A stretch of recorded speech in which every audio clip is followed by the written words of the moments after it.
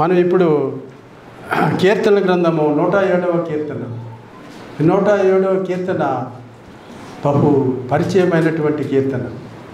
ఈ కీర్తనలో 7 ప్రార్థనలు 7 స్తుతులు ఉంటాయన్నమాట.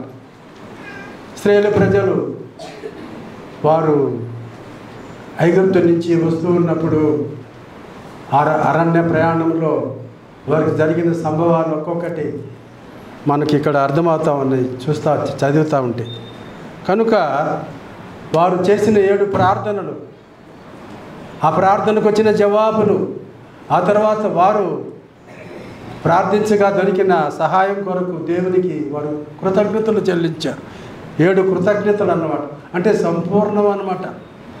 7 అనే సంఖ్య సంపూర్ణమైంది కనుక వారు సంపూర్ణంగా ప్రభువుని ఎలా స్తుతించారో, ఎలా ప్రార్థించారో మనం ఇక్కడ చూస్తున్నాం.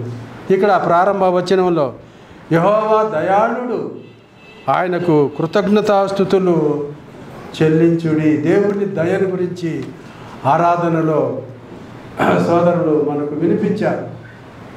దేవుని దయను బట్టే మనము స్తుతులు చెల్లించాము. మన ఆరాధనకు కారణం ఆయనే. నా స్తుతులకు కారణభూతుడు ఒక దేవా అని దావీదు అంటాడన్నమాట.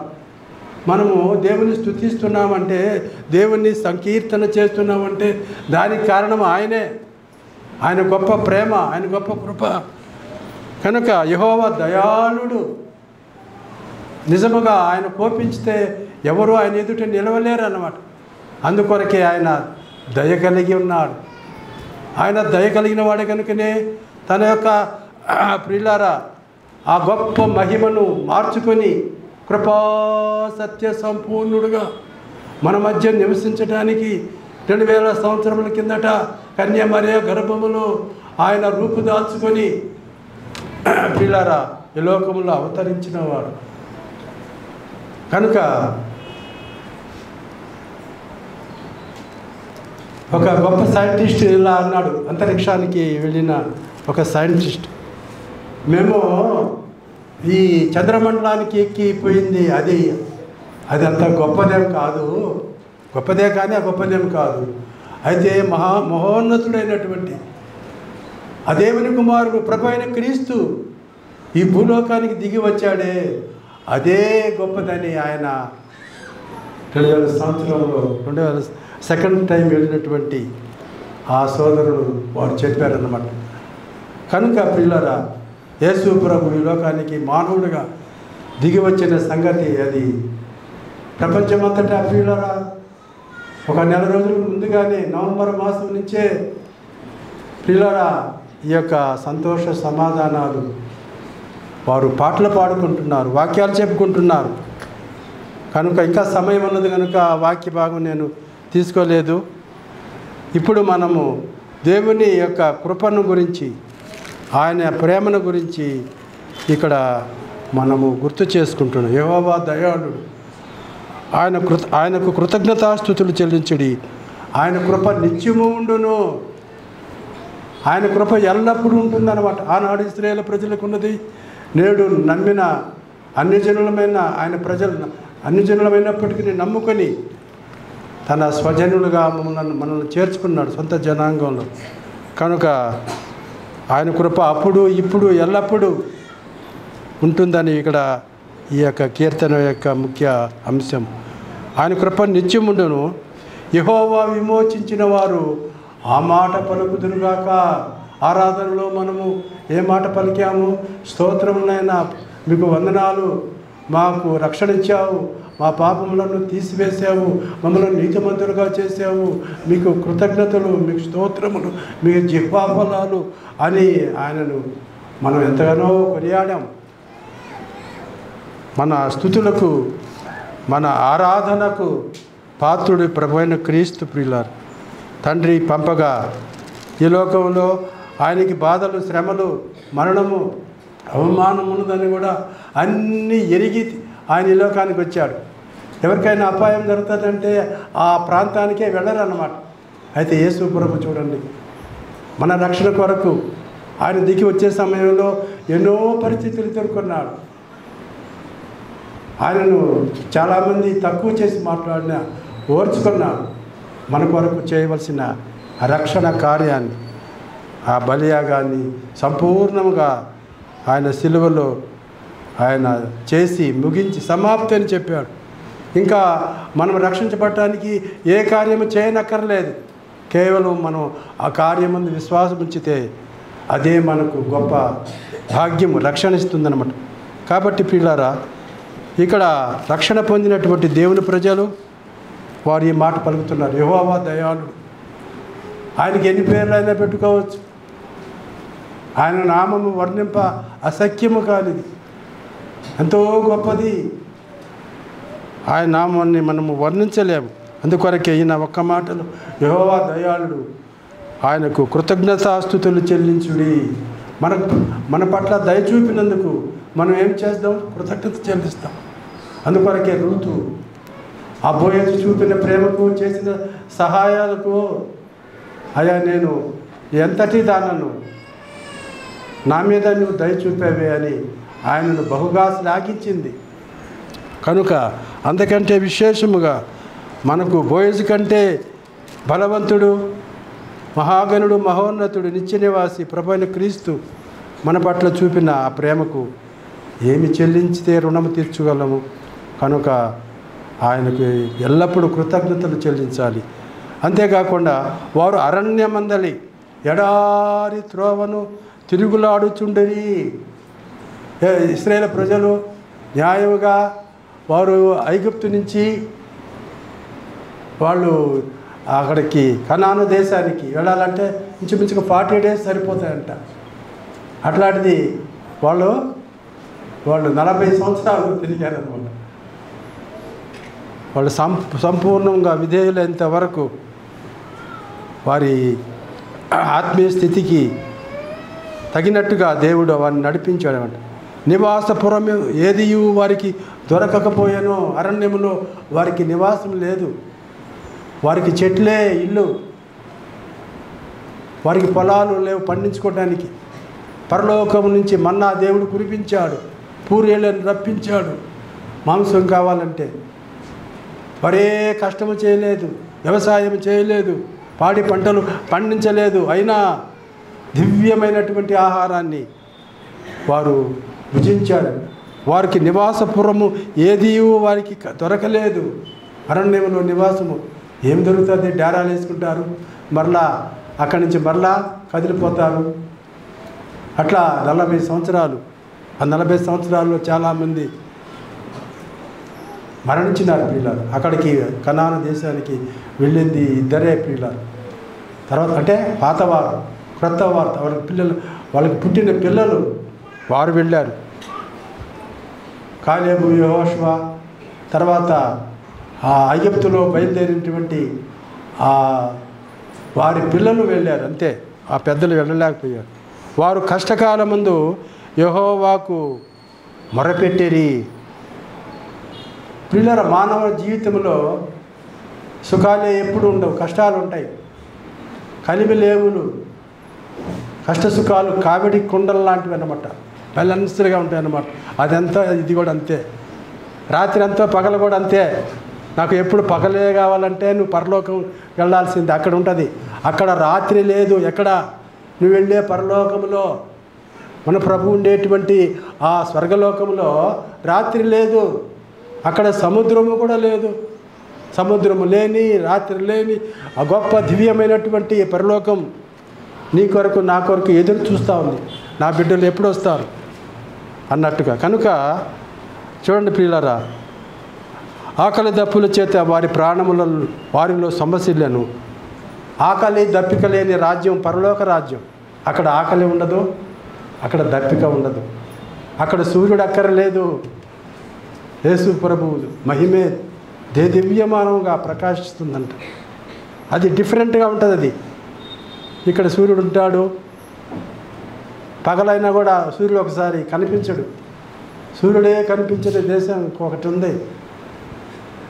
రకరకాలుగా ఉన్నాయి పరిస్థితులు. కనుక ప్రియులారా, వారు కష్టకాలమందు యెహోవాకు మొరపెట్టిరి. కాబట్టి ఈ లోకంలో మానవ జీవితంలో కష్టాలు సుఖాలు వస్తాయి. కనుక కష్టం వచ్చినప్పుడు బాధపడటం, సుఖం వచ్చినప్పుడు సంతోషపడటం, అది మనకు అలవాటు అన్నమాట. అయితే మనము బ్యాలెన్స్గా ఉండాలన్నమాట.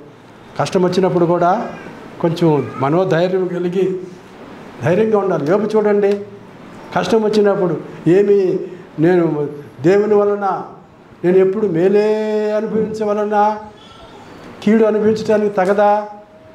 తన భార్య, యోబు భార్య ధనవంతుడు, తూర్పు దేశంలో ఉన్నటువంటి అనేకులలో గొప్పవాడు, బహుభక్తిపరుడు, అయినప్పటికీ ఆయనకి పరీక్ష జరిగిందన్నమాట. ఆ పరీక్షలో ఆయన నెగ్గినాడు. ఆ సందర్భంలో నువ్వు దేవుని దూషించి మరణం కాంటది తన సొంత భార్య అంటే నువ్వు మూర్ఖురాలు మాట్లాడినట్టు మాట్లాడుతున్నావే? దేవుని వలన మనము ఎప్పుడు సుఖమే అనుభవించవలన కీడు అనుభవించడం తగదా అని భార్యని మందలిస్తాడనమాట. కాబట్టి పిల్లరా, వారి కష్టకాలం అందు యెహోవాకు మొరపెట్టిరి, ఆయన వారి ఆపదలలో నుండి వారిని విడిపించాడు. ఆయన విడిపించేవాడు, ఆయన నడిపించేవాడు, ఆయన ఆదరించేవాడు, ఆయన బలపరిచేవాడు, ఆయన శక్తినిచ్చేవాడు. దేవుడు అంత గొప్పవాడు అన్నమాట. ఆనాడు ఇశ్రాయేలు ప్రజలను నడిపించాడు. నేడు సంఘాన్ని 20,000 సంవత్సరములుగా ఎదురయ్యే అనేక పరిస్థితుల నుంచి కాపాడుతూ నడిపిస్తూనే ఉన్నాడు. వారిలో కొంతకాలంలో మనం ఉన్నాం 2000 సంవత్సరాల్లో సంఘం ప్రయాణంలో. కనుక ప్రియులారా, ఆయన వారి ఆపదల నుండి వారిని విడిపించెను. వారు ఒక నివాసపురము చేరున్నట్లు చక్కని త్రోవను వారిని నడిపించెను. ప్రియులారా, దేవుడు మనకు నివాసపురమునిచ్చేవాడు. అందుకొరకే యేసు ప్రభు, నా తండ్రి ఇంట అనేక నివాసాలు కలవు 14వ అధ్యాయం యోహాను సువార్త. యేసు ప్రభు చెప్తున్నాడు, అయ్యా నేను ఇంకా కొద్ది కాలమే మీ దగ్గర ఉంటాను, తర్వాత ఈ రీతిగా నేను శిలువ మరణము అనుభవించబోతున్నాను మీ రక్షణ కొరకు, మీ పాప క్షమాపణ కొరకు. ఆ తర్వాత నేను పునరుద్ధరణ తిరిగి పరలోకానికి వెళ్తానని చెప్తుంటే వారు దిగులు పడతా ఉన్నాడు. అప్పుడు వాళ్ళని ఓదారుస్తున్నాడు, మీ హృదయంలో కలవరపడనీయకుడి, నా తండ్రి ఇంట అనేక నివాసములు కలవు. There are many mansions in my father's house. దేవుని ఇల్లు చాలా గొప్పది, మనందరికీ చాలినంత గొప్పది. కోట్ల మంది దేవుని ప్రజలు నివసించేటువంటి స్థిర నివాసం అక్కడ ఉందన్నమాట. మనకి ఈ లోకంలో స్థిరముగా ఉండే నివాసం లేదు. అయితే స్థిరమైన నివాసం, వాడబారని స్వాస్థ్యము, మనకు దేవుడు ఎంతో గొప్ప ఆస్తిని పంచిపెట్టబోతున్నాడు పరలోకములో. అక్కడ రోడ్లు ఎలా ఉంటాయి తెలుసు, బంగారు వీధులు. ఇక్కడ రోడ్లు పాపం మన వాళ్ళు కష్టపడి సిమెంట్ రోడ్లు వేస్తున్నారు, అయినప్పటికీ అవి బద్దలైపోతున్నాయి. ఈ వెహికల్స్ తిరిగి బరువు. అక్కడ అట్లా పగుళ్ళు లేవు, బంగారుతో వీధులు. బంగారుని చూడాలంటే పరలోకంకి వెళ్ళాలా? తప్పకుండా వెళ్ళాలమ్మా. ఎంత బంగారమో అంత బంగారం. కనుక పిల్లరా, వారొక నివాసపురము చేరినట్లు చక్కని త్రోవను, ఇక్కడుండే త్రోవలు మనకు తెలుసు. అయితే దేవుడు నడిపించే త్రోవ చాలా చక్కనిది అన్నమాట, అది రమ్యమైనది. కనుక ఆ త్రోవను ఆయన నడిపిస్తాడు, వారిని నడిపించని అంటున్నాడు. కాబట్టి ప్రియులారా, వారొక నివాసపురము. అంతేకాకుండా కొలసే పత్రిక 1వ అధ్యాయము 13వ వచనం చూడండి ప్రియులారా. కొలసేలకు రాసిన పత్రిక అపోస్తలుడైన పౌలు కొలసేలకు రాసిన పత్రిక 1వ అధ్యాయము 13వ వచనంలో ఈ మాట ఉన్నది చూడండి. ఆయన మనలను తన రాజ్య నివాసులుగా చేశాను. దేవుని రాజ్యానికి వారసులు మనం. ఆయన అలా చేశాడు మనల్ని. అందరూ కాదు, తన్ను ఎందరు అంగీకరించరు వారికి అందరికీ, అనగా తన నామందు విశ్వాసం ఉంచిన వారికి దేవుని పిల్లలయ్యే అధికారం ఇచ్చాడు. నీకు ఒక లెటర్ ఇచ్చాడు అనమాట, అధికారం. డౌట్ కాదు. మనం అప్పుడప్పుడు ఏదైనా బలహీన పడితే డౌట్ పడుతుంటాం. నమ్మిన వాళ్ళు మీరు నమ్మకంగా జీవిస్తే పరలోకానికి వెళతారు. కనుక పిల్లరా, తన రాజ్య నివాసులుగా ఇప్పుడు అమెరికా దేశ పౌరులంటే చాలామందికి చాలా ఇదే అన్నమాట. మేము కూడా అమెరికాలో ఉంటే అక్కడ వాళ్ళు అక్కడ డాలర్ ఇంచుమించుగా ఇప్పుడు ఒకప్పుడు 62 రూపాయలు ఉంది, ఇప్పుడు 80 రూపాయల దాకా వచ్చింది. అక్కడ డాలరుకి ఇక్కడ 80 రూపాయలు వస్తాయన్నమాట. మన జోబుని చెప్తున్నాడు. ఇక్కడ మన ఒక సహోదరికి ఇది బర్త్డే అనమాట. వాళ్ళ బ్రదర్ పంపించాడు అనమాట తెలియకుండా. ఎంత పంపించాడు? $43 పంపించాడండి.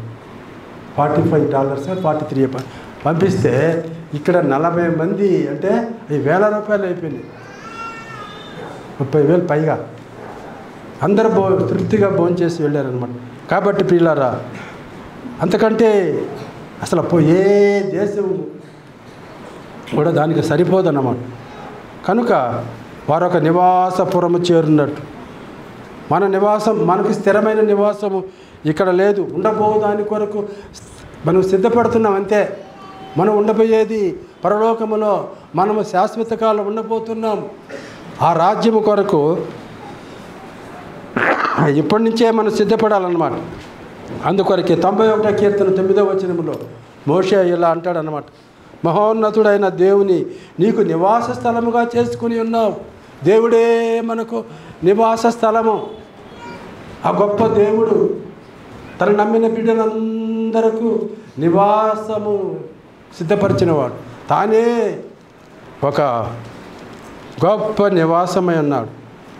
ఇదిగో దేవుని నివాసము మనుషులతో కూడా ఉన్నదని ప్రకటన గ్రంథంలో ఉన్నది 21. దేవుని నివాసము మనుషులతో కూడా.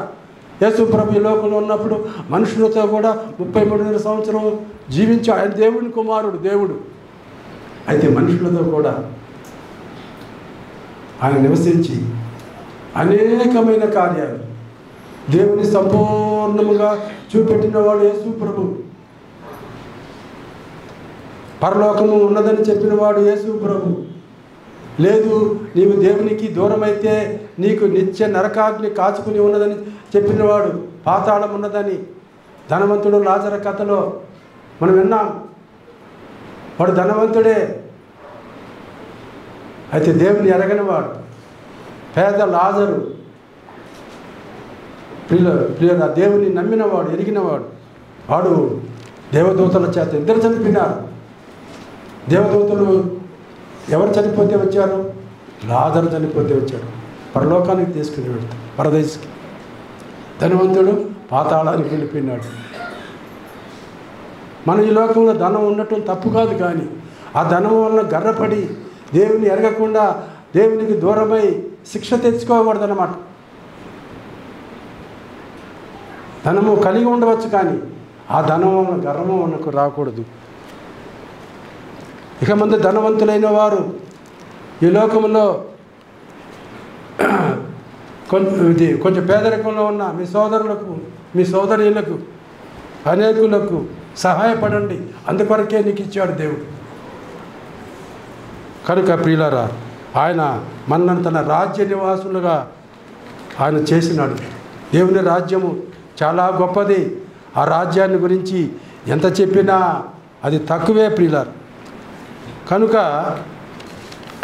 ప్రియులారా, ఇక్కడ చూడండి, వారొక నివాసపురము చేరినట్లు చక్కని త్రోవను, ఆయన త్రోవలు చక్కనివి, ఆయన త్రోవలు చాలా మంచివి, విశాలమైన మార్గంలో ఈ లోకంలో ప్రజలు వెళ్తున్నారు. అయితే ఇరుకు ద్వారమున ప్రవేశించ పోరాడు అంటాడు. మనం వెళ్ళవలసిన మార్గము చిన్నదే. అసలు యేసు ప్రభు నేనే మార్గము, నేనే సత్యము, నేనే జీవమునై ఉన్నాడు. నా ద్వారా తప్ప ఎవడను తండ్రి ఎందుకు రాడు. ఈ లోకంలో అనేకుల నామము ద్వారా వెళుతున్నారు, కానీ ఆ మార్గాల్లో వెళుతున్నారు. కానీ అయితే యేసు ప్రభు నామము మాత్రం అది మంచిది, అది పరలోకానికి మనల్ని చేర్చేదన్నమాట. అంతేకాకుండా మార్గంలో మనం నడత కావాలి, నడుచుకుంటూ వెళ్ళాలి. ఈనాడు విశేషమైన స్పీడ్ కలిగినటువంటి వాహనాలు ఎక్కే కాలం అన్నమాట ఇది. ఇంకా అంతకంటే స్పీడ్ కలిగిన వాహనాలు మనకు దేవుడు సిద్ధపరుస్తున్నాడు. మనకు మేఘరథములు, మనకు మేఘరథాలు ఉన్నాయి. మేఘము ఎంత స్పీడ్ పోతుందో మనకు తెలియదు. పిల్లలు, దేవుని మీద పిల్లలు మనము యేసు ప్రభుని ఎదుర్కోవడానికి మధ్యాకాశానికి వెళతాం. సంఘము 2000 సంవత్సరాల నుంచి నమ్ముకున్న వారందరూ మార్పు చెంది మహిమ దేహములతో మేఘారుడే మనం యేసు ప్రభు మేఘారుడే పరలోకానికి వెళ్ళిపోయాడు. అదే రీతిగా మనమందరం మేఘ వాహనాలు ధరించి మధ్యాకాశంలోనికి వెళతాం. అయితే ఈ లోకంలో మనమందరం నడవలసిందే. అందుకొరకే ప్రియులారా, హోషేయ గ్రంథం 11వ అధ్యాయము ఒక ప్రాంతం నుంచి ఇంకో ప్రాంతం వెళ్ళాలంటే నడత కావాలన్నమాట. అందుకొరకే ప్రియులారా, ఇక్కడ చూడండి, హోషేయ గ్రంథము 11వ అధ్యాయము 3-4 వచనాల్లో, హోషేయ గ్రంథము 11వ అధ్యాయము 3-4 వచనాలు ఈ మాటలు ఉన్నాయి. ఎఫ్రాయిము చేయి పట్టుకుని వానికి నడక నేర్పిన వాడను నేనే, స్నేహ బంధములతో నేను వారిని ఆకర్షించి తిని. దేవుడు మనల్ని ఆకర్షించాడు. యేసు ప్రభు ఆకర్షించితే ఎవడు ఆయన ఎందుకు రాడు. మనకు నడక నేర్పించిన వాడు ఆయనే. ఆయన మనకు నడక నేర్పించాడు అన్నమాట. మనం అందరము మన పిల్లరా మన యొక్క పిల్లలు నడుస్తూ ఉంటే ఎంతో సంతోషపడతాం. ప్రతి ఒక్కరము మనందరము పడుతూ లేచిన వాళ్ళమే. నువ్వు బాలుడుగా ఉన్నప్పుడు 1 ఇయర్ కంప్లీట్ అయిపోయింది, నడుస్తున్నావు. అప్పుడు నడిచినప్పుడు నీ తల్లి, నీ తండ్రి, నీ రక్త సంబంధులు వారు ఎంత సంతోషపడతారు. మనం పడినా మళ్ళా లేస్తాం. కాబట్టి మనకు నడక నేర్పించాడు అన్నమాట. ఎఫ్రాయిము చేయి పట్టుకుని వానికి నడక నేర్పిన వాడను నేనే, స్నేహ బంధములతో నేను వారిని ఆకర్షించి తిని. యేసు ప్రభు మంచి స్నేహితుడు కనుక ప్రియులారా, ఆయన స్నేహాన్ని మనం ఎల్లప్పుడూ కోరుకోవాల్సిందన్నమాట. మనలను ఆయన ఒక ప్రియులారా, ఆయన ఎటువంటి స్నేహితుడు అంటే మన యొక్క పరిస్థితులన్నీ అర్థం చేసుకొని ప్రియులారా మనలను విడిపించడానికి, నడిపించడానికి మన మేలు కోరి దిగి వచ్చినటువంటి గొప్ప స్నేహితుడు మన ప్రభు. హితుడు, ఆయన మంచివాడు అన్నమాట. కాబట్టి నీతి మార్గములలో ఆయన నన్ను నడిపించుచున్నాడు. దావీదు అంటాడు 23వ కీర్తన 3-4 వచనం, చక్కని త్రోవ అంటే నీతి మార్గము. నీతి మార్గం అంటే దాని గురించి ఒక వివరణ ఏంటంటే అపాయాలుండే మార్గం కాదది. దేవుడు నడిపించే మార్గము అపాయాలు. ఈ లోకంలో ఎన్నో మార్గాలు ఉన్నాయి. మంచి మార్గం అనుకుంటాము, చివరికి అది చెడు చేస్తుంది అన్నమాట. అది నష్టాన్ని తెస్తుంది. అలా మార్గం కాదు యేసు ప్రభు మనకు చూపిన మార్గం. ఆ మార్గమును ప్రవేశిస్తే కొంచెం ఇబ్బంది కలిగినట్టు ఉంటుంది, కానీ చివరికి అది నిన్ను ఒక గొప్ప దివ్యమైన ప్రాంతానికి తీసుకుని వెళ్తుంది. ఆయనుండే ప్రదేశానికి తీసుకుని వెళ్తుంది. ఆ మార్గం ఆయనే. అందుకొరకే నీతి మార్గములలో ఆయన నన్ను నడిపించుచున్నాడు. చక్కని త్రోవ, సరైన మార్గము, భక్తి మార్గము, ముక్తి మార్గము, యేసయ్య మార్గము. అది వర్ణింప సఖ్యము కానిది. ఆయన ఎప్పుడు యథార్థమైన మార్గం మంది, చీకటి మార్గం కాదు, విశాల మార్గం కాదు. ఆ మార్గము చాలా గొప్పది. ఆ మార్గంలో నడుచుకుంటూ వెళితే అది పరలోకాన్ని చేరుతుందన్నమాట. నేనే మార్గము, నేనే సత్యము, నేనే జీవమునై ఉన్నాను. నా ద్వారా తప్ప ఎవడును తండ్రి వద్దకు రాడు అని ప్రభు చెప్పాడు. కనుక పిల్లరా, మన శత్రువుని ఎదుట ఆయన భోజనం సిద్ధపరిచేవాడు, నూనెతో మన తల అంటేవాడు. నేను బ్రతుకు దినములన్నీ కృపాక్షేమములను నా వెంట వచ్చును అని దావీదు చెప్తున్నాడు.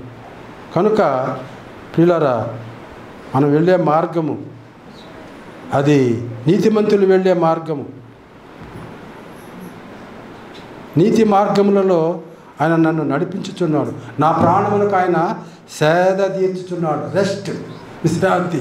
ప్రయాసపడి భారం మోచున్న సమస్త జనులారా, నా వైపు చూచి రక్షణ పొందండి, నా దగ్గరకు రండి, నేను మీకు విశ్రాంతినిస్తా అన్నాడు. ఆయన దగ్గరకు వచ్చి కూడా ఇంకా శ్రమ పడినట్టుగా, ఇబ్బంది పడినట్టుగా ఉంటే నువ్వు పరీక్ష చేసుకో. ఆయన మీద సంపూర్ణముగా ఆయన మీద ఆనుకో. ఎవరిని మనసు నీ మీద ఆనుకును వాడిని పూర్ణ శాంతి కలిగేవారుగా చేస్తానని చెప్పాడు. తన ప్రియుని మీద ఆనుకొని అరణ్య మార్గమున వచ్చినది ఇది యువతే. సంఘము యేసు ప్రభువు మీద ఆనుకొని అరణ్యమైనా కూడా దాని మీద ధైర్యంతో ప్రయాణం చేస్తుందంట. ఎందుకంటే ఆయన మంచివాడు, ప్రియుడు, మనల్ని ప్రేమించినవాడు, మన కొరకు తన ప్రాణమే ధారపోసిన, పావన రక్తము కార్చిన పావనమూర్తి. ఆయన మీద ఆనుకుందాం. సంఘం ఆయన మీద ఆనుకోవాలి, మనుషుల మీద కాదు. మన మనసు మనుషుల మీద పెట్టకూడదు ప్రియులారా.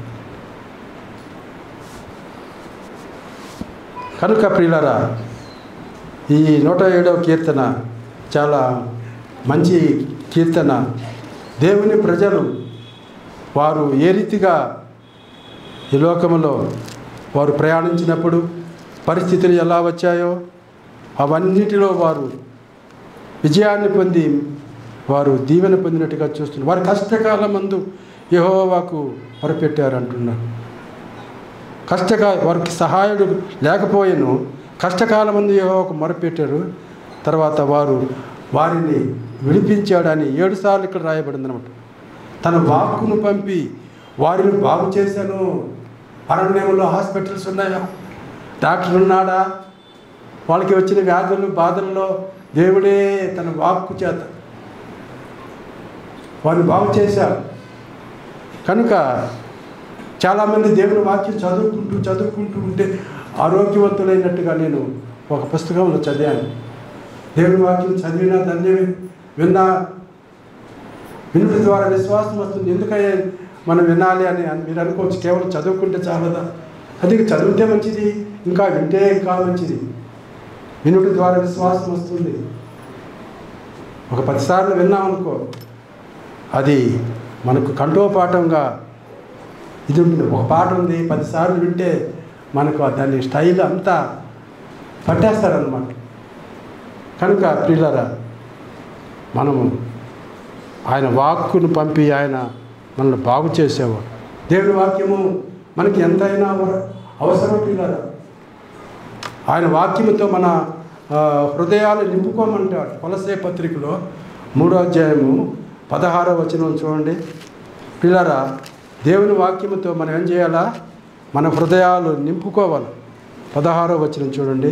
సంగీతములతోనూ కీర్తనలతోనూ ఆత్మ సంబంధమైన పద్యములతోనూ ఒకరికి ఒకడు బోధించుచు బుద్ధి చెప్పుచు కృపాసహితముగా మీ హృదయములలో దేవుని గురించి గానము చేయొచ్చు. సమస్త విధములైన జ్ఞానముతో క్రీస్తు వాక్యము మీలో సమృద్ధిగా నివసింపనీయండి. ఎందుకు వాక్యము ఎక్కువ చెప్తాం మనం? మన హృదయాల్లో అది నివాసం చేయాలన్నమాట. వాక్యముతో హృదయాన్ని నింపుకున్నవారు ధన్యులు పిల్లలు. వారు ఎప్పుడు తొడగరు, వెనకరు. వారు దేవుని మీద సంపూర్ణ విశ్వాసము కలిగి అపరలోక రాజ్యానికి తిన్నగా వెళ్ళిపోతూ ఉంటారు అన్నమాట. దేవుని వాక్యం కొంత ఇచ్చట కొంత అచ్చట మనకు దొరుకుతుందన్నమాట. ఆజ్ఞ వెంబడి ఆజ్ఞ, సూత్రము వెంబడి సూత్రము, కొంత ఇచ్చట కొంత అచ్చట. కనుక 147వ కీర్తనలో దేవుడు తన ప్రజలకు ఇచ్చినది వాక్యమే. ఆయన ముందు వాక్యం ఇచ్చాడు, తర్వాత అన్నీ ఇచ్చాడు. వాక్యానికి ఎందుకు అంత ప్రాధాన్యత అంటే చూడండి 147వ కీర్తన 19-20 వచనాలు.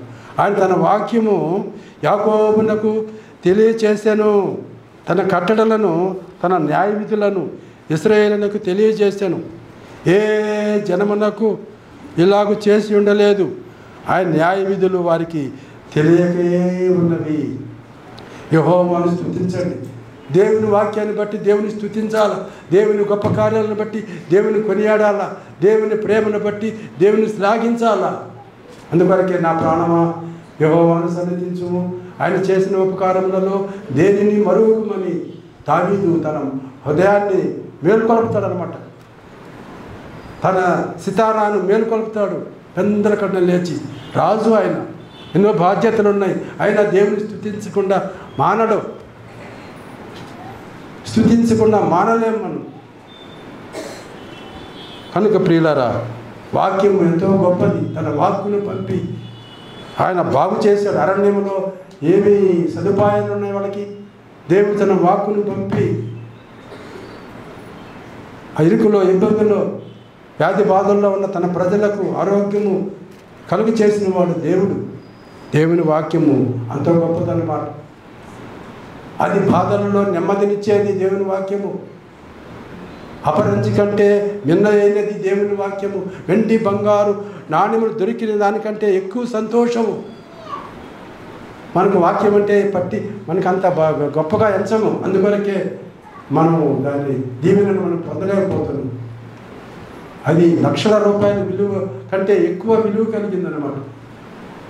మనం 1 కోటి రూపాయలు ఒకరికి ఇచ్చినా కూడా వాళ్ళు రక్షణ పొందలేరు ప్రియులారా, పొందలేరు రక్షణను. అయితే పిల్లరా, ఉచితంగా ఆయన నమ్ముకుంటే మన కోటి పాపాలు తొలగిపోయి మన పరలోక రాజ్యం చేస్తాం అన్నమాట. కనుక పిల్లరా, దేవుని వాక్యము ఎంత చదివినా ఎంత విన్నా అది మనకు తనివి తీరనదన్నమాట. కనుక ఇక్కడ ఈ కీర్తనలో 4 విషయాలు మనకున్నాయి. మొదటి వచనం నుంచి 3 వచనం వరకు ఆయనకు కృతజ్ఞతాస్తుతులు చెల్లించాలి. ప్రతి విషయంలో దేవుని స్తుతించాలా. ప్రతి విషయంలో దేవుని స్తుతించమని, కీర్తించమని దేవుని వాక్యం చెప్తుంది. ఎలాంటి పరిస్థితుల్లోనైనా దేవుడు చాలినవాడు అన్నమాట. కనుక దేవుని మీద ఆధారపడదాం. దేవుడు సార్వభౌముడు. ఈ సమస్త భూమిని, సమస్త సృష్టిని నిర్మించి ఆయన ఏలుచున్న సార్వభౌముడు. ఆయన అన్నిటికీ పైనున్నవాడు. సకల యుగములలో రాజు యేసు ప్రభు. అది 32 నుంచి 42 వరకు. తర్వాత 43 వచనం, ఆయనను గూర్చి ఆలోచించాలి. ఆయన కార్యాల గురించి, దేవుని గురించి ఆలోచించాలి. మనం ఒక నిమిషం ఆగి దేవుని గురించి మనం ఆలోచించాలన్నమాట. అందుకొరకే ఆయన చేయి పట్టుకొని మనల్ని నడిపించినవాడు, నీతి మార్గములలో ఆయన నడిపించినవాడు, చక్కని త్రోవను ఆయన మనల్ని నడిపించినవాడు, మన జీవిత కాలమంతా నడిపించేవాడు. లైఫ్ టైం అంతా సదాకాలము మనకు దేవుడే ఉన్నాడు. ఆయన ఈ లోకంలో దేవుడు, పరలోకములో ఆయన మనకు దేవుడు, యుగ యుగములో ఆయనే దేవుడు. కనుక సదాకాలం ఆయన మనం నడిపిస్తాడు. ఒక తల్లి తన బిడ్డను ఎలా నడక నేర్పించి వాడిని ప్రయోజకురాలుగా ఆడపిల్లలు అయితే చేస్తారో, అంతకంటే మనలను ప్రయోజకులుగా చేసిన మహావీరుడు ప్రభువైన క్రీస్తు. దేవుడు శక్తిమంతుడు, ఘనత వహించిన వాడు. ఆయనను పిల్లరా ఆయన ఈ లోకానికి దిగిరావాల్సి వచ్చింది. ఆయన పోలిన బోధకుడేడి అని అంటాడు యోబు. ఆయన పోలిన బోధకుడు లేడు. ఎవరు కూడా యేసు ప్రభు మాట్లాడినట్టుగా మాట్లాడలేకపోయారు పిల్లలు. ఆయన మాటలలో జీవం ఉన్నది, ఆయన మాటలలో ఆశీర్వాదం ఉన్నది. కనుక ప్రియులరా, ఆదికాండం 5వ అధ్యాయము 24వ వచనములో, హనోకు దేవునితో నడచిన తరువాత దేవుడు అతన్ని తీసుకుని పోయెను. ఎఫ్రాయిం చేయి పట్టుకొని వాడికి నడక నేర్పించాడని చెప్పిన దేవుడు ఇక్కడ హనోకు దగ్గర చూడండి. హనోకు దేవునితో కూడా నడిచినవాడు. మనము వారితో, అన్నదమ్ములతో, స్నేహితులతో, బంధువులతో నడుస్తుంటాం. అప్పుడప్పుడు దేవునితో నడవాలన్నమాట. హనోకు అనే భక్తుడు ఆయన మరణించకుండానే, ఆయన జీవించి ఉండగానే పరలోకానికి ఎక్కిపోయాడు. ఆయన 300 సంవత్సరాలు దేవునితో నడచినాడు పిల్లలు. దేవునితో నడవటం అంటే పవిత్రంగా జీవించడం అన్నమాట. హనోకు 5వ అధ్యాయం 24 వచనం చూస్తారా?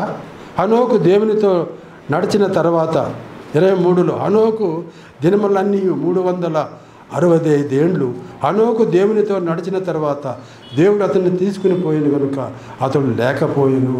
దేవునితో నడవడం, దేవుని నమ్ముకున్న తర్వాత మన పని అదే అన్నమాట. నీ ఉద్యోగం నువ్వు చేసుకోవచ్చు, నీ వ్యాపారం నువ్వు చేసుకోవచ్చు, అయితే దేవునితో నడవాలన్నమాట. Whether it is possible? Yes, it is possible. మన పనులు మనం చేసుకుంటేనే మన తల్లిదండ్రులతో ఎలా నడుస్తామో అట్లాగే దేవునితో నడవాలన్నమాట. హనోకు కొన్ని వందల సంవత్సరాలు దేవునితో నడుచు 300 ఏండ్లు. 22వ వచనం హనోకు మెతుషలను కనిన తర్వాత 300 ఏండ్లు దేవునితో నడుచుచు కుమారులను కుమార్తెలను కని. 300 ఏండ్లు. మనమైతే ఎన్నిసార్లు పడిపోతాము.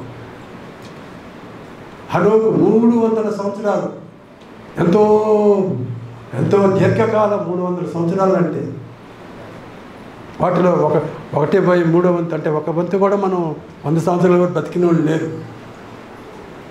నాకు తెలిసి ఒక సోదరి ఈ యొక్క హైదరాబాదులో సహోదరి ఎమ్మెల్యే అమ్మ, ఆమె టీచర్, రిటైర్డ్ టీచర్, 102 సంవత్సరాలు బతికింది. వాటి పిల్లలు ఇంకా ఉన్నారు.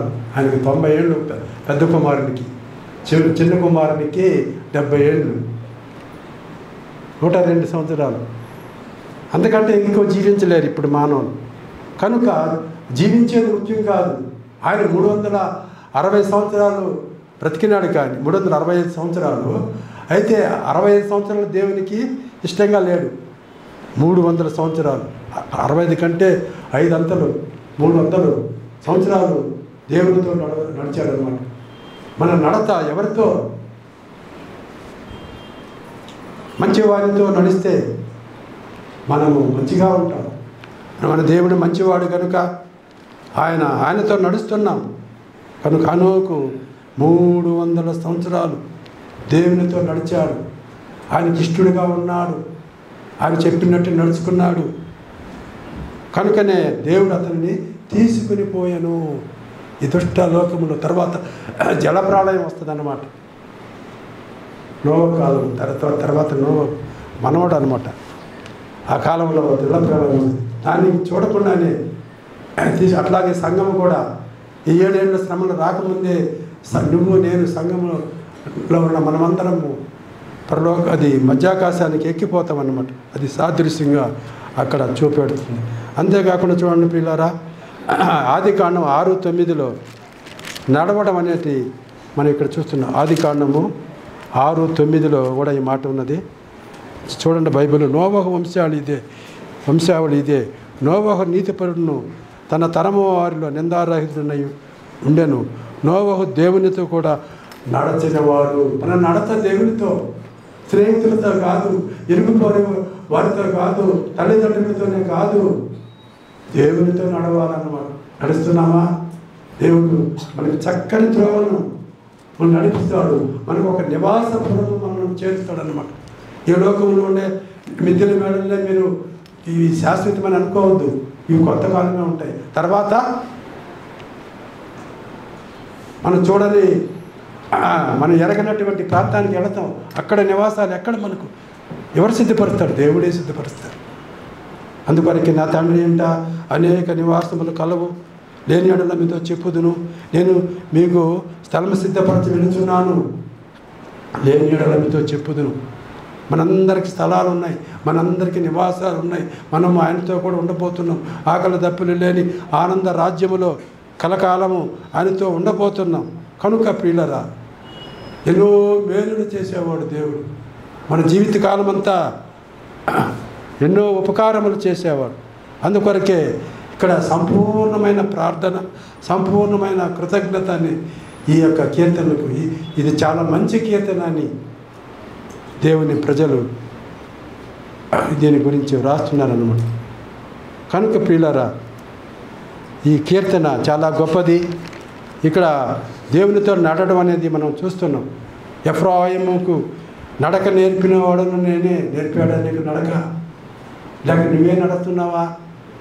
దేవుడు నేర్పాల నీకు. దేవుడు ఒక్కసారిగా నడక రాదు. ఒక్కసారిగానే వెహికల్ మనం డ్రైవ్ చేయలేం. We should practice. ఎన్నోసార్లు కొంచెం అవి జరుగుతాయి. అయినా పర్ఫెక్ట్ డ్రైవర్ కావాలంటే మనము కొంచెం శ్రమ పడాలి, కొంచెం టైం తీసుకుంటుంది. అప్పుడే మనము సుదీర్ఘమైన ప్రయాణాలు చేయగలం. కనుక ప్రియులారా, నేను నడక నేర్పిన వాడను. ఆ ప్రయాణాల్లో ఎన్నో అవసరతలు ఉన్నాయి. ఆ అవసరతలన్నీ ఆయన మహిమలో నుంచి ఆయన దయచేశాడు మనకు. దేవుడు తన మహిమలో నుంచి మన అవసరతలన్నీ తీరుస్తున్నాడు. దేవుడు ఐశ్వర్యవంతుడు.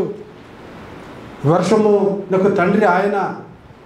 డిసెంబర్లో కూడా వర్షాలంటే చూడండి, అంటే ఏంటంటే ఒకప్పుడు జూను జూలై లోపలే వర్షాలు వచ్చేది హైదరాబాద్లో. డిసెంబర్ కూడా వస్తాను, ఎందుకంటే ప్రజలు పెరుగుతున్నారు. 1,25,00,000 దాటిపోయినారు. ఒకప్పుడు నేను 1978లో హైదరాబాద్కి నేను వచ్చాను ఉద్యోగరీతిగా. అప్పుడు ప్రజలు ఎంతమంది? 25 లక్షలు. 1978 అంటే 46 సంవత్సరాల కిందట. అప్పుడున్న వెహికల్స్ ఎన్ని? ఇంచుమించుగా 40,000 కార్లు కూడా లేవు. ఇప్పుడు అన్నీ లక్షలు. మొత్తం వెహికల్స్ చూసుకుంటే అన్నీ చూస్తే 1,00,00,000 దాటిపోయినాయి. ఇంటికి 2-3 వెహికల్స్ ఉంటాయి, 4-5 కూడా ఉంటాయి. అందుకని రోడ్లో చూస్తే వెహికల్సే. ఎక్కడ చూసినా తండాలుగా ప్రజలు. అందులో వెహికల్ కలుగుతున్నాయి అంటే అందులో ప్రజలు ఉన్నారన్నమాట. అందరు ప్రజలు. నేను పిల్లల్ని పెంచేవాడిని, గొప్పవాదిగా చేస్తుంది. ఒకప్పుడు నడిచేవాళ్ళు, ఎర్ర బస్సులు ఎక్కిపోయేవాళ్ళు. ఈనాడు ఏసీ కారుల్లో వెళ్తా ఉన్నాము. మనకి ఎంత మార్పు వచ్చింది చూడండి. 1978లో ఇప్పుడు ఆటోలు కూడా అప్పుడు రిక్షాలు అనమాట, 3 చక్రాల రిక్షా. ఆటోలో కూర్చొని పోవాలా, లేదా ఎర్ర బస్సు ఎక్కిపోవాలా.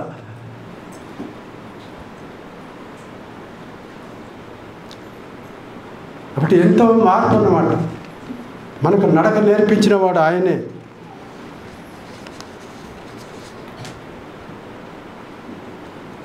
మనల్ని గురించి సంతోషపడేవాడు ఆయనే.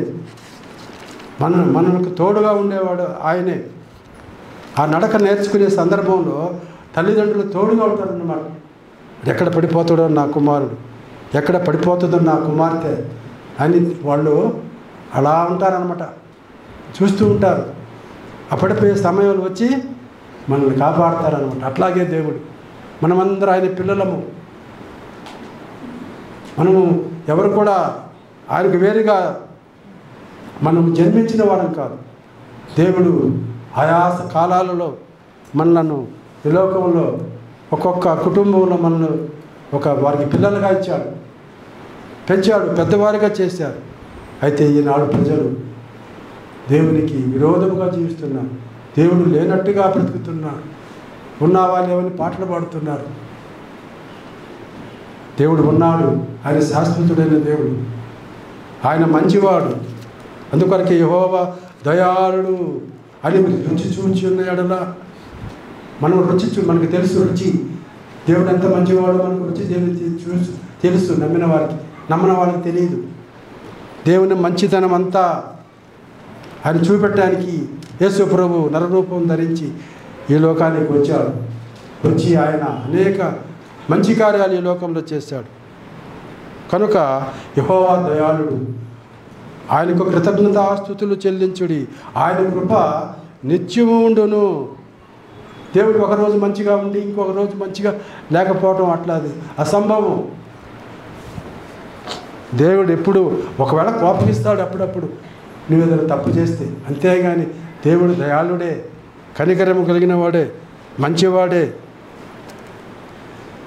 ఆయన కృప నిత్యముండును. యెహోవా విమోచించిన వారు ఆ మాట పలుకుదురుగాక. ఆరాధనలు ఒకే ఒక మాట. దేవానికి స్తోత్రములు, దేవానికి వందనములు. పరలోకంలో కూడా 24 మంది పెద్దలు, ఎంతోమంది లెక్కింపలేనటువంటి ఆ సమూహము.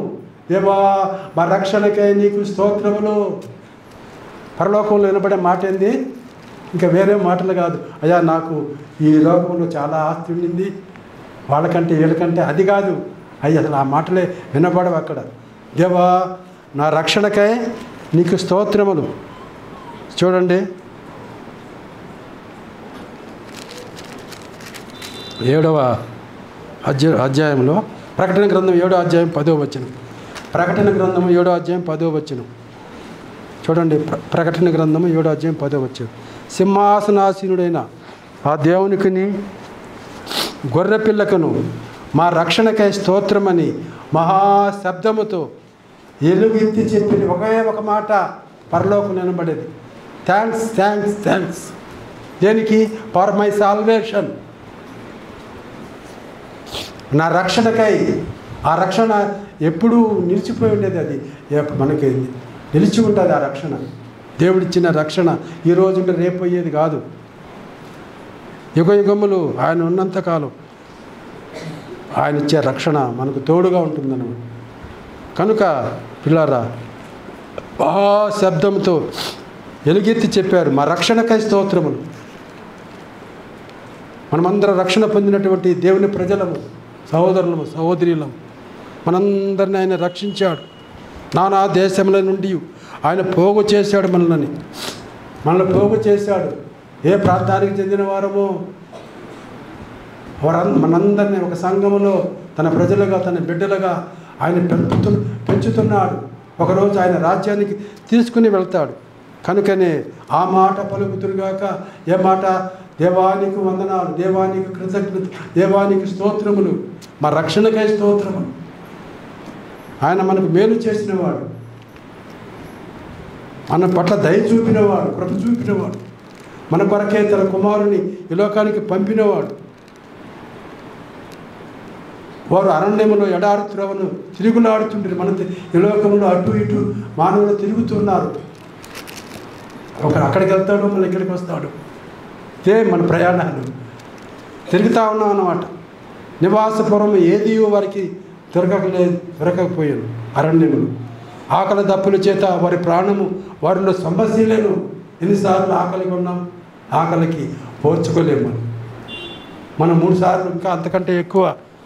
మధ్యలో స్నాక్స్, టిఫిన్స్, టీ, ఛాయ్, ఇంకా రకరకాలుగా ఇన్ని తిన్నా కూడా అవి మళ్ళా ఇంకా కావాలనిపిస్తుంది. ఆకలి దప్పుల చేత వారి ప్రాణము వారిలో సమస్య. సరైన ఆహారం లేకపోతే మనం బలహీనపడతాం, సమస్యలుతాం. అయితే వారు కష్టకాలం మంది యెహోవాకు మొరపెట్టిరి. ఆయన వారి ఆపదలలో నుండి వారిని విడిపించాను. ఎన్నిసార్లు ఆపదలో చిక్కుకున్నాం మనం. అన్నిసార్లు ఆయన విడిపించినవాడు, మన విమోచకుడు. నా విమోచకుడు సజీవుడని నేను ఎరుగుతున్నట్టాడు యోగు. నేను ఆయన కన్నులారా చూస్తానన్నాడు. ఈ శరీరంతోనే నేను చూస్తాను. మనము కూడా మహిమ శరీరంతో యేసు ప్రభుని, తండ్రి అయిన దేవుని, ఆ పరలోకాన్ని, మన కొరకు సిద్ధపరిచినటువంటి ఆ రాజ్యాన్ని స్వతంత్రించుకోబోతుంటున్నాం. కుడివైపు ఉన్నటువంటి వారిని చూచి, నా తండ్రి చేత ఆశీర్వదింపబడిన వారులారా రండి, లోకము పుట్టినది మొదలుకొని మీ కొరకు సిద్ధపరచబడిన నిత్య రాజ్యమును స్వతంత్రించుకోండి. ఒక గొప్ప రాజ్యము, గొప్ప భవిష్యత్తు, ఒక గొప్ప ఆశీర్వాదము నీ కొరకు, నా కొరకు ఎదురు చూస్తూ ఉంది. మనం ఎప్పుడు ఈ లోకాన్ని విడుస్తామో ఆ తర్వాత మనకు దొరికేది గొప్ప రాజ్యం, గొప్ప ఆశీర్వాదం, గొప్ప పరలోక రాజ్యము. అంతేకాకుండా వారు ఒక నివాసపురము చేరినట్లు చేరతాం. మనము మన నివాసం పరలోకము. ఈ లోకం మనది కాదు, ఈ లోకం శాశ్వతము కాదు. ఉండబోవు దాని కొరకు మనము సిద్ధపడుతున్నామని ప్రసంగి చెప్తాడు. వెండి తాడు పగిలిపోతుంది, తెగిపోతుంది, అన్నీ కట్ అయిపోతాయి, అన్నీ మన బంధాలు, బాంధవ్యాలు అన్నీ దూరమైపోతాయి. చివరికి మిగిలేది ఆ పరలోకమే. కనుక ప్రియులరా, వారు ఒక నివాసపురం చేరినట్లు చక్కని త్రోవను ఆయన వారిని నడిపిస్తాడు. ఎఫ్రాయిం నడక నేర్పిన వాడు నేనే. ఎఫ్రాయిం అంటే ఇశ్రాయేలు ప్రజలకు, దేవుని ప్రజలకు సూచనగా ఉన్నాడు. మనంతటా మనము దేవుని మార్గంలో నడవలేము. అందుకొరకే దేవుడు తన మాటలను గ్రంథస్థం చేసి మన సొంత భాషలో, మన ఇంటిలో, మన చేతిలో, మన హృదయంలో ఆయన ఉంచినాడు. సంఘానికి ఇదొక గొప్ప వరం. కనుక మనకు నడకనే నేర్పిస్తున్నాడు. తర్వాత మనం ఇక్కడ చూసినట్టుగా చక్కని త్రోవ, నడిచే త్రోవ మంచిది. చాలామంది నడిచే త్రోవ మంచిది కాదు. పిల్లలు విశాల మార్గం వెళ్తారు, పోతూ ఉంటారు, నవ్వుకుంటారు. చివరికి వారికి మిగిలేది, ఆ ధనవంతుడికి ఏం మిగిలింది ఆఖరికి? వాడు ఏడుపు పళ్ళు కొరుకుట ఆ యొక్క నరకంలో అల్లాడిపోతున్నాడు. ఒక గొప్ప ధనవంతుడు బాగా పంట పండిందంట. అనేక సంవత్సరాలకి సరిపోయే ఆహారం నీకున్నది, నా ప్రాణమ తిను, సుఖించు, రాబు, ఎంజాయ్. ఈనాడు ప్రజలు చెప్పేది అదనమాట, లెట్ us ఎంజాయ్. అయితే దాని అంతము అట్లా అనుకుంటా ఉన్నాడు, చనిపోయినాడు. చివరికి పాతాళంలో బాధపడుతున్నాడు. మనకైతే ఈ లోకంలో అంత ఎంజాయ్మెంట్ లేకపోయినా దేవుని కృపను బట్టి కొంత క్షేమం ఉన్నది కనుక మన యొక్క అంతము పరలోకము, సంతోషము, సమాధానము. అబ్రహాము మొదలుకొని లేకపోతే ఆదాము నుంచి దావీదు వీళ్ళందరినీ మనం రేపు చూస్తాం. మనకంటే ముందు నమ్మినటువంటి దేవుని ప్రజలందరూ మనకు అవి ఏంటి పరిపాలనలో మనం చూడగలము. ఆ పరలోకములో వారితో కూడా మనము ఆ పరలోకాన్ని అనుభవించగలం. కాబట్టి దేవుని నివాసము మనుషులతో కూడా ఉండబోతోంది. ఇప్పుడు మనకు దేవుడు మన మధ్య ఆత్మరూపుగా ఉన్నాడు. రేపు ప్రత్యక్షంగానే దేవుడు మన మధ్య ఉంటే మనకెంత ధైర్యము, మనకెంత మేలు, ఎంత సంతోషము. కనుక ఆ దేవుడు ఉండేటువంటి నిత్య రాజ్యంలోనికి మనం వెళ్ళబోతున్నాము.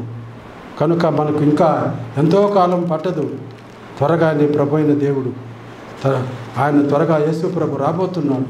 మధ్యాకాశానికి వచ్చి మనల్ని ఆయన ఎంతగా చేర్చుకుంటాడు, బహుమానం ఇస్తాడు. మరలా 1000 సంవత్సరాలు ఈ భూలోకంలో ఆయనతో పాటు మనం రాజ్యం చేస్తాము. ఆ తర్వాత నిత్య యుగంలోకి నమ్మిన బిడ్డలు వెళుతున్నారు. అందుకొరకే వారికి ఒక నివాసపురము అరణ్యంలో దొరకలేదు. కానీ అయితే వారికి ఒక నివాసపురము, ఇప్పుడు మనకు నివాసం పైనున్న ఆ యెరూషలేము మనకు నివాసపురము. అది దగ మెరిసే 12 ముత్యములతో, రత్నాలతో, రాసులతో పొదగబడినటువంటి పట్టణం.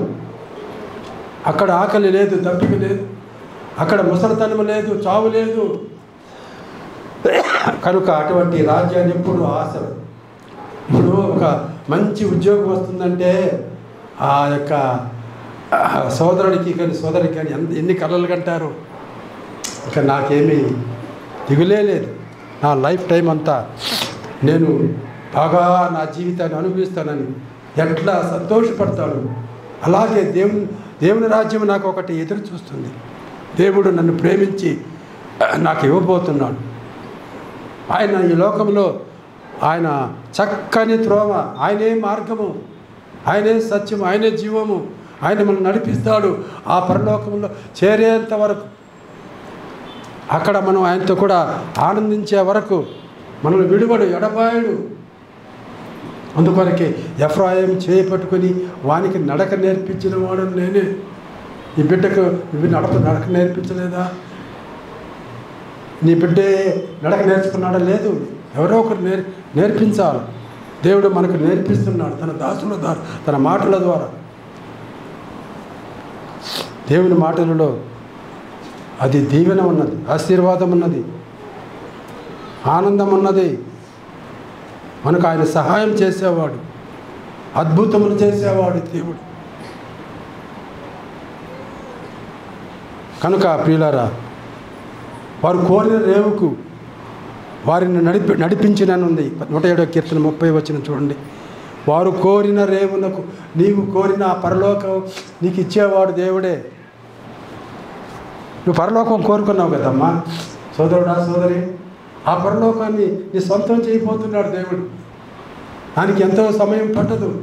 మన లైఫ్ టైం ఈ లోకంలో అయిన వెంటనే మనం పరలోకంలో ఉండబోతున్నాం. కోరిన రేవు.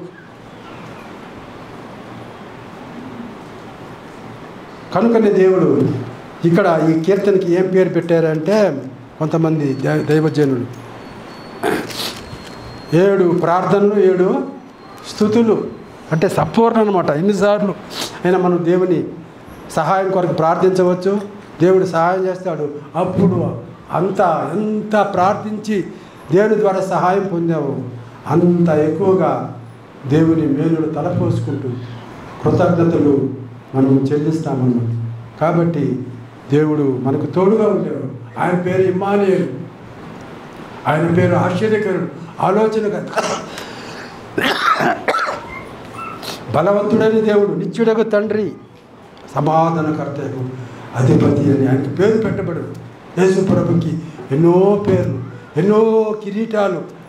ఆయనకు అంటే అంత గొప్ప విజయ వీరుడు, జయశాలి యేసు ప్రభు. అన్నిటినీ ఏలేవాడు, అన్నిటి మీద రాజ్యం ఏలేవాడు, జయించినవాడు, మరణాన్ని ఓడించినవాడు. ఆ గొప్ప బలవంతుడు మనకు తోడుగా ఉంటాడు. ఆ ఇశ్రాయేలు ప్రజలను నడిపించిన మహోన్నతుడైన దేవుడు ఈనాడు సంఘంలో ఉన్న నిన్ను నన్ను మనం నడిపిస్తాడు. మనం దిగులు పడవద్దు. మీ చింత యావత్తు నా మీద వేయండి. దేవుడు మన కొరకు చింతిస్తున్నాడు. మీ తల వెంట్రుకలన్నీ లెక్కించబడ్డాయి. ఇవన్నీ ఆశీర్వాదాలే ప్రియులారా. చిన్నమందా భయపడకుడే. మీకు రాజ్యం ఇవ్వడానికి తండ్రికి ఇష్టమైంది. మనకు పరలోక రాజ్యం ఇవ్వడానికి ఆయనకి ఇష్టమైంది. గొప్ప గొప్ప ధనవంతులకు లేదు, కోటీశ్వరులకు లేదు పరలోకం. నీకు నాకు ఉన్నది. ఎందుకంటే ఆయన నమ్ముకున్నాం, ఆయన పిల్లలమైనాం, ఆయన రాజ్య నివాసులమైనాం. నిత్య సంతోషం మన తలల మీద కుమ్మరించాడు. ఆయన ఉన్నా లేకపోయినా దేవుని యందు ఆనందించాలి. ఎల్లప్పుడూ ప్రభునందు ఆనందించు. నేను మరలా చెప్పుదును, ఎన్నిసార్లు చెప్పినా దేవుని యందు ఆనందించండి, దేవుని యందు ఆనందించండి, దేవుని నమ్మండి. ఆయన నమ్ముకోవడానికి సరిపోయినవాడు, నమ్మతగినవాడు. అటువంటి మంచి దేవుడు మనకు దొరికాడు. కనుక ప్రియులారా, మనము సంతోషంతో గంతులు వేస్తాము. దేవుడు తన రాజ్యాన్ని మనకి ఇవ్వబోతున్నాడు. నా ప్రాణమా యెహోవాను సన్నుతించుము, ఆయన చేసిన ఉపకారములలో దేనిని మరువకుమని మనం చెప్పాలి. ప్రియులు, ఆయన మనలను తన రాజ్య నివాసులుగా చేశాడు. నేను మొట్టమొదటిగా 1978 సంవత్సరంలో ఒక పల్లెటూరు నుంచి నేను వచ్చాను. ఈ సిటీకి వస్తే ఇది ఒక పెద్ద పరలోక రాజ్యం అనిపించింది నాకు. అప్పుడు ఆ రాజభవన్ ఎంత చక్కగా ఉండేదో, ఆ జూ పార్క్, ఇంకా రకరకాలైనటువంటి ప్రదేశాలు చూడముచ్చటగా ఉండేది. ఎప్పుడు ఆ వయసులో నేను ఎప్పుడు మనం చూసేదంతా పొలాలు, ఆ మట్టి రోడ్లే కదా. ఒక్కసారి చూసేటప్పటికి సిమెంట్ రోడ్లు, ఆ చూడముచ్చట కానీ ఆ వింతైనటువంటి ఆ ప్రక్కల పెద్ద పెద్ద అందమైనటువంటి చెట్లు అలంకరించబడి ఉంటుంటే చూస్తే అది మన అసెంబ్లీ హాలు. ఇప్పటికంటే అప్పుడు చాలా బాగుండేది. చార్మినార్, ఆ మసీదు, ఇంకా పేర్లు పాటల రూపంలో కూడా వెళ్ళిపోయింది ప్రపంచంలోకి. అవన్నీ చూసినా ఎప్పుడు 1978 సంవత్సరం అంటే చిన్నవాడను నేను, జస్ట్ 24 ఇయర్స్ వయసులో. నేను ఒక్కసారి మహాపట్నానికి వచ్చి చూస్తూ ఉంటే నాకు జీవితం తన్మతం అయిపోయింది. ఫస్ట్ బెంగళూరు వెళ్ళా, ట్రైనింగ్ అయ్యి, తర్వాత నెక్స్ట్ పోస్టింగ్ ఇక్కడ ఇచ్చారు. 2 మహాపట్నాలే. ఒక పల్లెటూరు తీసుకుపోయి పట్టణంలో వేసేసాడు దేవుడు. అంటే ఇటు ఉండబోతుందిరా నాయన పరలోకము, ఇంతకంటే ఎక్కువగా చూడముచ్చటగా ఉండబోతుంది, ఇప్పుడే చూడు అన్నట్టుగా అనిపించింది నాకు. దేవుని స్థుతించా, దేవుని కనపరిచాను.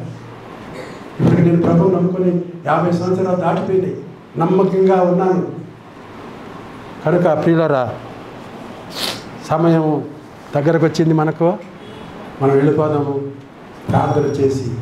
కనుక మన ప్రియులు జోబన్న కొరకు ప్రార్థన చేయండి. ఇంకా ఆయన జస్ట్ ఒక 2-3 రోజుల్లో మన మంచిగా ఉంటారు. కార్యక్రమాలన్నీ కూడా చక్కగా జరుపుకుందాం. డిసెంబర్ మాసంలో ఎన్నో కార్యక్రమాలు, సండే స్కూల్ పిల్లల కార్యక్రమం 15వ తారీఖు ఉన్నది, గుర్తుపెట్టుకోండి. ప్రతి సిద్ధపరచండి, వారికి అన్నీ నేర్పించండి.